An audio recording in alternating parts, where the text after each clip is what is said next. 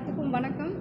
வருகின்ற 2026 சட்டமன்ற தேர்தல் மருத மக்கள் முன்னேற்ற கழகம் மற்றும் தமிழ்நாடு தேவேந்திர குல வேளாளர் கூட்டமைப்பு சார்பாக நாங்கள் எடுத்திருக்க நிலைப்பாடு குறித்தான ஒரு ஆலோசனை கூட்டம், மாவட்ட நிர்வாகிகளுக்கான ஆலோசனை கூட்டத்தின் வாயிலாக நாங்கள் எங்கள் தமிழ்நாடு முழுக்க இருக்கிற எங்கள் சமுதாயத்தோட கட்சி சார்ந்த நிர்வாகிகளோட வர 2026 தேர்தலில் என்ன நிலைப்பாடு எடுக்கலாம், இதை மாதிரியான ஆலோசனை பண்ணோம். அதில் பெரும்பான்மையான மாவட்ட செயலாளர்கள் அஇஅதிமுக எடப்பாடியார் ஐயாவோட ஆட்சியில் 2024ஆம் ஆண்டு நாடாளுமன்ற தேர்தலில் நாங்கள் ஐயாவுக்கு தான் ஆதரவு கொடுத்துருந்தோம். அதே மாதிரி தேவேந்திர குல வேளாளர் பேர் மாற்றத்துக்கான அங்கீகாரத்தை பெற்றுக் கொடுத்தவங்க அவங்க தான். பல நாள் நீண்ட நாள் கோரிக்கையாக இருந்ததை நிறைவேற்றி கொடுத்த ஆட்சியை நிறைவேற்றி கொடுத்துருக்காங்க. அதே மாதிரி இந்த 2026லையும் எங்களோட நிலைப்பாடு மருத மக்கள் முன்னேற்ற கழகம் மற்றும் தமிழ்நாடு தேவேந்திர குல வேளாளர் கூட்டமைப்பு ஐயா எடப்பாடியார் அண்ணனுக்கு முழுமையான ஆதரவு கொடுத்து தமிழ்நாடு முழுவதும் பெரும்பான்மையான தொகுதியில் வசிக்கும் தேவேந்திர குல வேளாளர் சொந்தங்கள் அனைவரும் ஒன்று கூடி 2026 தேர்தலில் மாபெரும் வெற்றியை பெற்றுக் கொடுக்கறதுக்கான ஒரு முதல் கட்டம் தான் இது. நாளைக்கு ஐயாவை சந்திக்க போகிறேன்.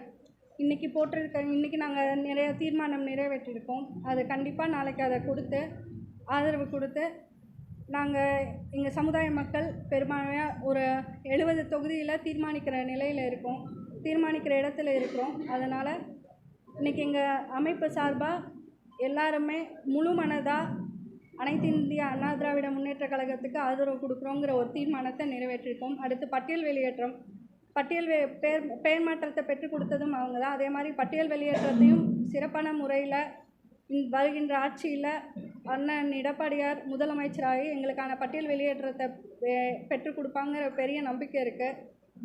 அதே மாதிரி எங்கள் மக்களோட நிறைய கோரிக்கை இருக்குது. அது எங்கள் தீர்மானத்தில் நாங்கள் சொல்லியிருக்கோம். கண்டிப்பாக எங்களோட பங்கு வெற்றிக்கு நிறையா இருக்குது. நாங்கள் உங்களுக்கு கடைசியாக கொடுக்குறோம். அதுதான் முதல் கட்ட தீர்மானம். அதுதான் பட்டியல் வெளியேற்றம் தான். சாதிய வாரிய கணக்கெடுப்பு எடுக்க சொல்லி அதன் அடிப்படையில் எங்களுக்கு இது பண்ண சொல்லியிருக்கோம். அதே மாதிரி அப்புறம் தனி இடஒதுக்கீடு சம்மந்தமாக ஒரு தீர்மானம் நிறைவேற்றியிருக்கோம். இப்போதைக்கு நாங்கள் அதை பற்றி எந்த ஒரு முடிவும் எடுக்கலை. வருங்காலத்தில் எடுத்தால் நான் கண்டிப்பாக சொல்கிறேன்.